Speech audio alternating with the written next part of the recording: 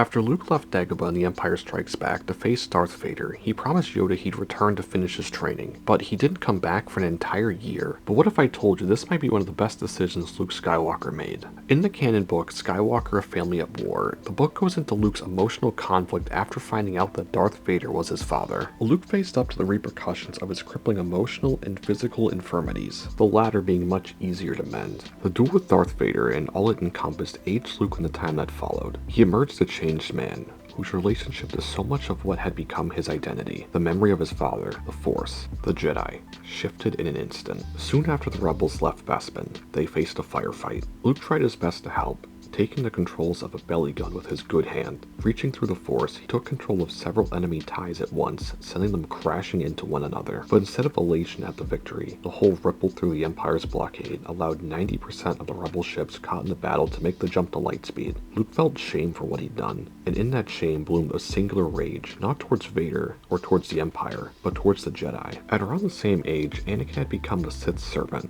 Luke felt abandoned by the Jedi he trusted. He was also prey to a nagging fear that if what Vader told him was true, then all hope might be lost. If Vader was right, first Ben and then Yoda had lied. And Luke couldn't puzzle out why they would withhold such a momentous truth from him except to manipulate him into doing their bidding, which brought Luke to a startling conclusion. The Jedi were no better than the Sith. Their intentions might have been noble, but their execution was seriously flawed. The light was no stronger than the dark, and both could bring a man to ruin. Luke found himself drawn to an alternate path, one that diverged from the challenges immediately facing the rebel cause. He was more determined than ever to discover the mysteries of the Force and become a Jedi, but with an important caveat. He no longer wished to follow in his father's footsteps. He no longer wished to even hold Ben Kenobi in the same esteem. If he were being truthful, he sensed a different road, all his own, lay before him, leading him to do better than those who had come before him. Over the next year, Luke decided to continue his training in the Force without a master. Luke learned from his failure on Cloud City and became much more mature.